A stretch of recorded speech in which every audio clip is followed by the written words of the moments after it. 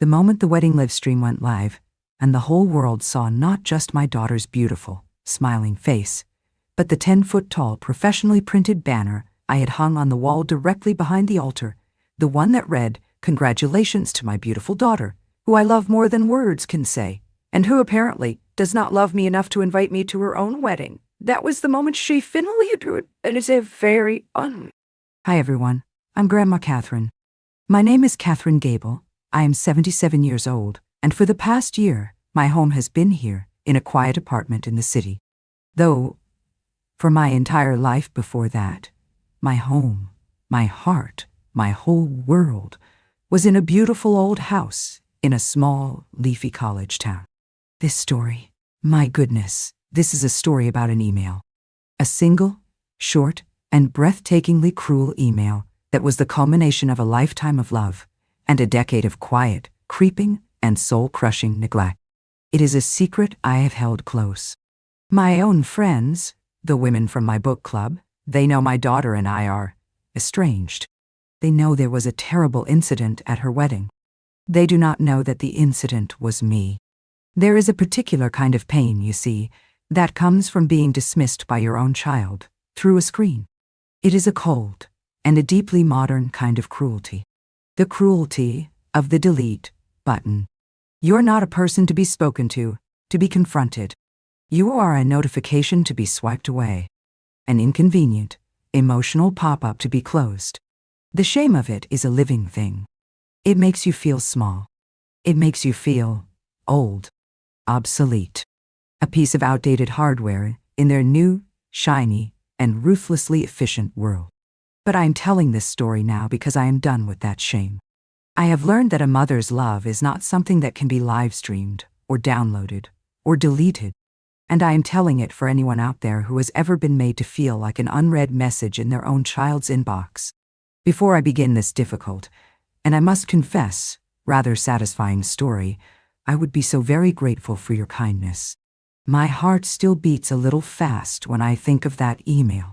Please, take a moment to like this video and subscribe to our channel. Your support, your presence here, it is a great comfort. It gives this old woman the strength to finally open that digital file in my memory and tell you the whole, unvarnished, and beautifully executed truth. Thank you, my dears. Thank you for that. My story, the happy part, the one that now feels like a beautiful, well-read chapter from a different life, was built on a foundation of words. My late husband, my dear Arthur, was a professor of American literature at the local university. He was the kindest, most brilliant, and most wonderfully gentle man I have ever known. He was a man who lived in a world of beautiful, powerful ideas. He believed in the quiet, transformative power of a good story, of a life of the mind. I was an English teacher at the local high school. For 40 years, I taught Shakespeare and Faulkner, and the simple, beautiful, and often brutal power of a well-crafted sentence. Our life together was not a grand adventure. It was a long and wonderful conversation. A partnership built on a foundation of mutual respect and a deep and abiding and quiet love. We built our world together in a beautiful, old, and slightly chaotic colonial house, just a few blocks from the university. It was not a grand house. It was our sanctuary, a fortress of quiet, intellectual contentment, its walls lined, not with expensive paintings, but with thousands and thousands of books. Our evenings were spent not at fancy parties, but in our two worn, comfortable armchairs by the fire, reading, talking, and simply being together in a silence that was more intimate than any conversation. We had one child, our daughter, our Emily. Oh, she was the joy of our lives. A brilliant, funny, and deeply loving girl. She inherited her father's brilliant mind and my practical, no-nonsense nature. She was a perfect, and sometimes, a terrifying combination of us both. She was not a dreamer. She was a doer, an achiever. From the moment she was born, she was a girl who was in a hurry to conquer the world. I can still see her, a little girl of 10, sitting at the kitchen table, methodically and with a fierce, joyful concentration, building a complex and beautiful Lego castle. She was not just playing. She was designing. She was building. We were so proud of her. We gave her everything. We were not wealthy people, but we poured every spare penny, every ounce of our energy, into her education, into her future. She went to the best schools. She got the best grades. She was a star. And then, in college, she discovered a new world. A world that was not made of books, or ideas, or quiet, intellectual debate. A world that was made of code. She fell in love with computers, with the clean, beautiful, and ruthless logic of programming. It was a language her father and I did not understand, a world we could not enter. And it was in that new digital world that she met the man who would, in the end, become her husband. His name was Mark. And he was just like her. A brilliant, ambitious, and deeply, deeply nerdy computer science major. He was not a charming, charismatic salesman. He was a quiet, intense, and socially awkward boy who spoke the same strange and beautiful language that our daughter did. The language of algorithms, and of data, and of the infinite, powerful, and utterly unemotional world of the internet. When she brought him home for the first time, he did not make small talk. He did not admire the house.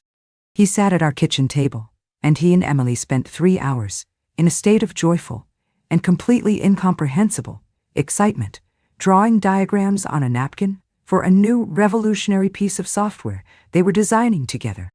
My Arthur and I, we just sat there, and we watched. And we were so happy for her.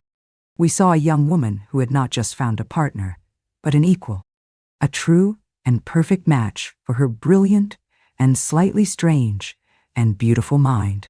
We did not realize that we were watching the birth of a new kind of love story. A love story that would be lived and celebrated, and ultimately, a love story that would be betrayed through a screen. We did not realize that our daughter was falling in love not just with a man, but with a new world. A world that had no room for the messy, unpredictable, and deeply analog emotions of a simple, old-fashioned mother. The company they started, the one they had designed on a napkin at my kitchen table, was a staggering success. It was a piece of educational software, a brilliant, intuitive program that taught young children how to code. It was a beautiful marriage of my daughter's passion for technology and my own lifelong belief in the power of a good education. In those first few years, I was their biggest cheerleader, and their first and only angel investor. My Arthur had passed away just after Emily graduated from college, and he had left me a small but significant portfolio of investments. It was our life savings, the quiet, steady, and carefully managed result of 2 teachers' salaries over 40 years. It was my security, my future. They came to me with their business plan. It was brilliant. It was visionary. And it was deeply, terrifyingly underfunded. They needed $50,000, a sum that was, to me, a mountain. It was nearly everything my Arthur had left me. I did not make the decision with my heart. I made it with my head. I sat at that kitchen table for a week, and I did what my husband had taught me to do. I did the math. I analyzed the risk. I read every line of their plan. And I saw what they saw. I saw the future. I gave them the money. I took my entire, safe and comfortable future, and I gambled it on my own daughter's dream. And the gamble paid off. The company, which they called Logos, was a rocket ship. It was a beautiful, inspiring thing to watch. They were not just business partners. They were a single, brilliant mind. They worked 18-hour days. They lived on coffee and a shared, and seemingly inexhaustible, passion. And they changed the world of education. And my son-in-law, Mark, he was a good man, a good husband. He was not a charming, glad-handing salesman. He was a quiet, brilliant, and deeply decent man who adored my daughter. He saw her not as a wife, but as a partner, an equal. And for that I loved him. But their world was not my world. Their language was not my language. They spoke of user interfaces and server capacity, and seed rounds. I spoke of Shakespeare, and of first editions, and of the beauty of a well-tended garden. We loved each other, but we were from different planets. And as their world grew bigger and richer and more successful, the distance between our two planets grew larger. The phone calls began to change. Our long, rambling conversations about books and ideas were replaced by short, efficient, and deeply unsatisfying video calls. "Hi, Mom," my daughter would say, her beautiful, intelligent face a mosaic of pixels on a small screen. She was always in a different city, a different time zone. "I only have 5 minutes. I have a call with the board in Tokyo. How are you? Is everything okay?" How could I tell her?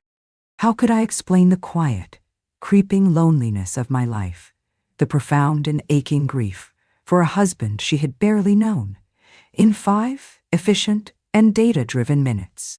So I would just smile. "Everything is fine, my darling," I would say. "You just take care of yourself." My life, my quiet, analog life, it became an inconvenience to their new, digital world. The first time I truly felt the cold, hard, and deeply impersonal nature of that new world.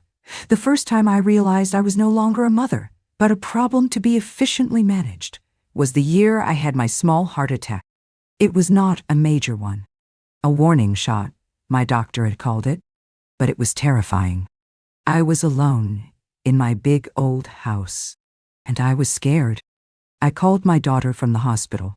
She was, of course, wonderful. A whirlwind of long distance, digital efficiency. She found me the best cardiologist in the state. She had a team of private nurses sent to my home. She arranged for a service to deliver my meals. She managed my crisis from 1,000 miles away, with the cool, calm, and terrifyingly detached precision of a CEO managing a supply chain issue. She did not come home. "I'm so sorry I can't be there, Mom," she'd said, her beautiful pixelated face a mask of sincere, and yet somehow completely hollow, regret. "We are in the middle of a massive software launch. The timing is it is a catastrophe. But I am with you in spirit, and I have arranged for a 24/7, high-definition, live streaming camera to be installed in your living room, so I can check in on you at any time of the day or night. So I will always be able to see you, to make sure you are safe." A camera. She had given her sick and terrified and lonely mother a camera. A live stream. She was not offering me her presence. She was offering me surveillance. I looked at my brilliant, successful, and suddenly so very, very strange daughter. And for the first time, I felt a flicker of something that was not pride. It was a cold, quiet, and deeply unsettling fear. She did not see a mother who needed a hand to hold. She saw a problem that could be solved with a better internet connection. The wedding, of course, was the final and most perfect expression of this new and terrible philosophy.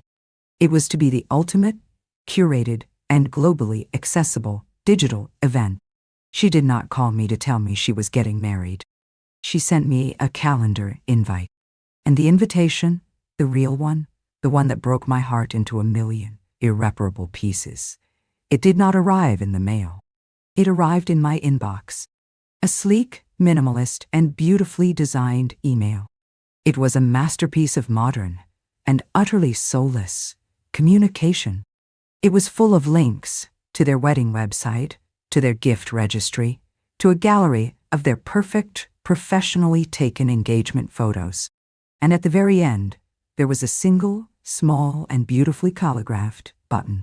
A button that said, "Click here to attend the wedding." And then, just below it, was the final and most exquisitely cruel line of text. The line that was the culmination of a decade of slow, creeping, and digital erasure.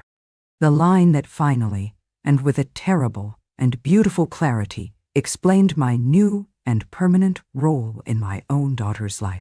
P.S. It read, "We have decided to have a very small, very intimate, and very private ceremony with just our closest friends. but we have arranged for the entire event to be professionally live-streamed, so that our beloved family and friends from around the world can share in our special day without the stress and inconvenience of travel. We have reserved a virtual front row seat just for you. We can wait for you to watch. Watch. End. I was not to be a participant. I was not to be the mother of the bride. I was to be a viewer, a remote, digital, and silent member of the audience. I was not invited to my own daughter's wedding. I had been sent a link. I sat in that chair for a very long time. The sun moved across the floor. The afternoon shadows grew long, and I did not move. The house was silent. The world was silent. The only sound was the quiet, insistent hum of the machine on my desk. The machine that had just, with a single, polite, and beautifully designed email, detonated a bomb in the very center of my life. I reread the email, over and over again. I was a teacher of literature. I understood the power of words. And the words on that screen were a masterpiece of modern, corporate, and soul-crushing cruelty. Intimate, private, just our closest friends. Each word was a small, sharp, and perfectly polished stone, thrown with a smiling and devastating precision. I was not a part of the intimate circle. I was not one of the closest friends. I was family. And family, in their new, shiny, and ruthlessly efficient world, was a thing to be managed remotely. Without the stress and inconvenience of travel. My God, the sheer, breathtaking arrogance of it. The assumption that my presence, the presence of my own mother at my own wedding, would be an inconvenience. An act of love, reframed as a logistical problem. A mother, reframed as a burden. We have reserved a virtual, front row seat, just for you. A front row seat to my own erasure. A ringside view of my own irrelevance. I was not to walk my daughter down the aisle. I was to watch her on a screen. I was not to hold her hand, to wipe her tears, to feel the warmth of her hug. I was to click a link. In that moment, something inside me that had been slowly, quietly, and painfully dying for 10 long years, finally, with a terrible, silent, and irrevocable finality, broke. The ghost of the loving, patient, and long-suffering mother I had been. The woman who would swallow her own pain to keep the peace. The woman who had made excuses for her daughter's quiet, creeping, and digital neglect. She finally, blessedly, gave up and died. And the woman who was left, oh my goodness. The woman who was left was a stranger to me. She was not a sad woman. She was not a heartbroken woman. She was a woman made of a cold, clear, and diamond-hard fury that was so profound, so absolute, it was almost a religious experience. They thought they had finally succeeded. They thought they had finally, beautifully, and with the most exquisite polite cruelty, erased me. They thought they had successfully managed their mother problem.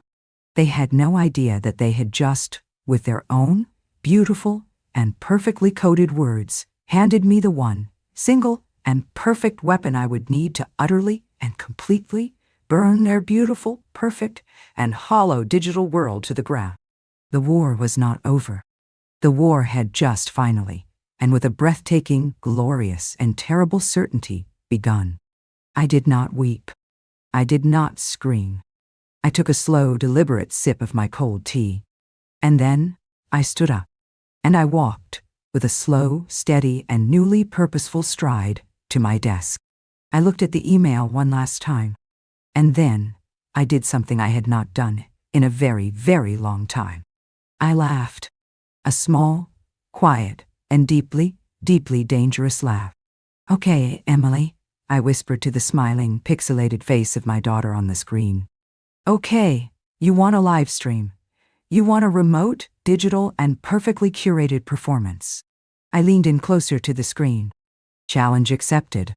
My war was not a war of emotion. It was a war of logistics. A war of production values. A war of quiet, theatrical, and exquisitely brutal one-upmanship. My daughter was an expert at curating an image. I was about to prove to her that her old, analog, and traditionalist mother was a master of the art form. My first move was to accept their generous and deeply insulting offer. I sent a reply to the email. It was a masterpiece of loving, grateful, and utterly false sincerity. "My dearest Emily and Mark," I wrote, "thank you for the beautiful invitation and for the thoughtful and wonderful arrangement of the live stream. You are so right. The thought of a long, stressful trip was a great worry to me. To be able to share in your special day from the comfort of my own home is the greatest gift you could possibly give me. I will be there in my virtual front row seat with a heart full of love and pride. All my love, Mom. I had just, with a single, smiling, and completely disingenuous email, disarmed them. They would be so relieved, so grateful. Their mother problem had been solved. She had accepted her role as a quiet, grateful, and remote member of the audience. They would not give me another thought. And that was my greatest weapon. Their complete and arrogant, and now beautifully reinforced, inattention. My second move was a series of quiet, discreet, and very, very expensive phone calls. My first call was to a man named Mr. Dubois, the most sought-after and most discreet theatrical set designer in all of New England. My second call was to a woman named Maria, the owner of the finest and most exclusive floral design company in Boston. My third call was to a man named Jean-Pierre, a legendary and notoriously temperamental French chef and caterer. And my final call was to a young, brilliant, and very, very ambitious documentary filmmaker my late husband had once helped to fund. I did not tell them a long, emotional story. I presented them with a creative brief, a production plan. I explained, my voice as calm and as professional as any CEO, hosting a small, private, and very exclusive viewing party for my daughter's wedding. It will be an event of the utmost elegance and sophistication. And I want you to film it. I want you to capture every single solitary and beautifully curated detail. The plan I devised was a thing of beautiful, theatrical, and breathtakingly expensive simplicity. My daughter was having a wedding, and I was going to have a rival wedding. A quiet, private, and utterly magnificent wedding reception for one, held at the exact same time as hers. And I was going to live stream my own party to a private, select, and very, very influential audience of my own. For the next 2 months, my quiet little house was transformed into a secret, bustling, and very, very busy production studio. Mr. Dubois, the set designer, performed a miracle. He took my comfortable, book-lined, and slightly cluttered living room, and he transformed it into a space so beautiful, so elegant, so breathtakingly sophisticated, it would have made my daughter's professional heart weep with envy. He built a false wall, covered in antique, hand-painted silk wallpaper. He brought in priceless, antique furniture. He designed a lighting scheme that made the entire room glow with a soft, warm, and impossibly romantic light. Maria, the floral designer, filled the room with a literal forest of the most beautiful and most ridiculously expensive flowers I have ever seen. Thousands upon thousands of white orchids and gardenias and peonies. The scent was intoxicating. And Jean-Pierre, the legendary French chef, he did not just create a menu. He created a masterpiece, a 9-course tasting menu paired with the rarest and most exquisite vintage wines. A meal for one, a solitary and unbelievably decadent feast. The final and most important piece of the production was the banner. A beautiful, hand-painted, 10-foot-tall silk banner. It took an artist a month to create it in a perfect, elegant, and heartbreakingly beautiful calligraphed script. It was my speech, my toast, the one I had been forbidden to give. The stage was set. The props were in place. The crew was ready. And I, the quiet, forgotten, and traditionalist old mother, was about to give the greatest and most devastatingly modern performance of my entire life. She wanted a live stream. Fine wine. I was going to give her a show she and her entire curated world would never, ever forget. The night of my daughter's wedding was the strangest, saddest, and most profoundly liberating night of my life. I sat in my own, private, and exquisitely beautiful little world, and I watched my only child get married on a screen. The documentary filmmaker and his small silent crew moved around me like ghosts. They captured every detail. The single, perfect place setting of my grandmother's china. The 9, exquisite and completely untouched, courses that the great Jean-Pierre served to me one by one. The row of vintage champagne bottles, chilling in a silver bucket, each one opened with a soft, celebratory ejapope, for a toast that was never drunk. I was not a sad, lonely old woman watching a wedding on her computer. I was a queen in her own, private, and deeply magnificent throne room. And I was giving the performance of a lifetime. And then it came time for the speeches. I watched, with a quiet and deeply detached interest, as the father of the groom, a man I did not know, gave a short and deeply uninspired speech. I watched as the best man, a nervous young man in a badly fitting suit, told a series of awkward and unfunny jokes. And then, it was time for my move. My daughter's wedding was being live-streamed to the world on a public website. A website that a moderately talented and very well-paid teenage hacker, hired by my lawyers, had gained access to about an hour earlier. As the best man's speech ended, and the polite and slightly bored applause began, my filmmaker, my brilliant, young, and very ambitious filmmaker, he made his move. He did not hack their live stream. He did not interrupt it. He simply added to it. Across the world, on 1,000 computer screens, the audience of my daughter's perfect, modern, and curated wedding suddenly saw a new image appear. They saw a beautiful, elegant, and heartbreakingly lonely old woman sitting in a room that was more beautiful, more elegant, and infinitely more tasteful than the wedding they were watching. And then, as the room on the left was filled with the sound of polite and slightly confused applause, the room on the right, my room, went silent. I stood up. I walked to the beautiful, hand-painted silk banner that was hanging on the wall behind me. The camera followed me.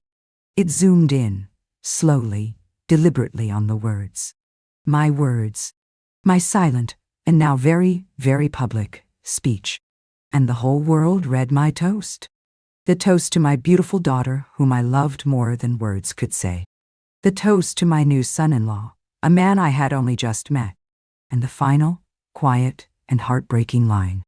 The one that was a question and an answer, and a final, quiet, and beautifully executed judgment. And to myself, a mother who is, apparently, loved more from a distance. I did not have to say a word. The banner, in its silent, elegant, and heartbreaking beauty, said it all. The filmmaker let the 2 images, the 2 weddings, the 2 realities, stay on the screen for a full, and I am told, a deeply, deeply uncomfortable minute. And then, our live stream, the one from my beautiful, lonely, and now legendary little room, went black. The aftermath was, I am told, a digital and a social firestorm. The story of the spurned and mysteriously elegant mother of the bride became a legend. My daughter and her new husband, who had tried to so carefully curate their own perfect public image, had lost control of their own story. And the new story, the one the world was now telling about them, was not a flattering one. It was a story of a cruel and a cold and a deeply, deeply ungrateful child. Their perfect, modern, and beautifully live-streamed wedding became a permanent and very public monument to their own private and exquisitely rendered cruelty. My daughter, she did not call me to apologize. She called me to scream. She was a woman who had been publicly and expertly, and on the biggest day of her life, out-curated. And she was furious. I listened to her rage, to her disbelief, to her accusations. And when she was finally, breathlessly finished, I said only one thing. "But my darling," I said, and my voice was calm and quiet, and full of a deep and final, and utterly unshakable peace. "I was only following your instructions. You told me to watch. So I gave you something to look at." And then I hung up the phone. We have not spoken since. The silence between us now is a different kind of silence. It is not the silence of neglect. It is the silence of a boundary, a quiet and a powerful and a beautifully and finally respected boundary. I sold the old house. It was a place of ghosts and of a love that no longer lived there. And I built this new life for myself. A quiet life.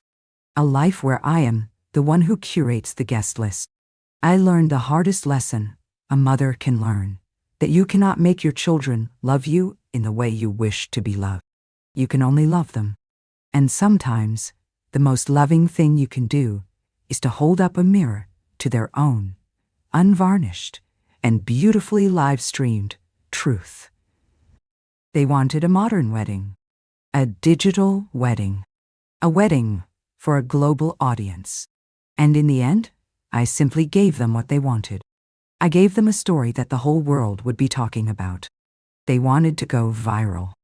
And I, their quiet, old-fashioned, and deeply analog mother, I was the one who, in the end, finally, and with a quiet and a beautiful and a deeply, deeply satisfying finality, made their dream come true. Thank you for letting me share this very modern story with you. It is a good reminder, I think, that it is never a good idea to underestimate a woman who has had a lifetime of reading the fine print. If you have enjoyed this tale, please take a moment to like this video, subscribe to our channel, and press that little notification bell. It means so much to know that our stories are being seen.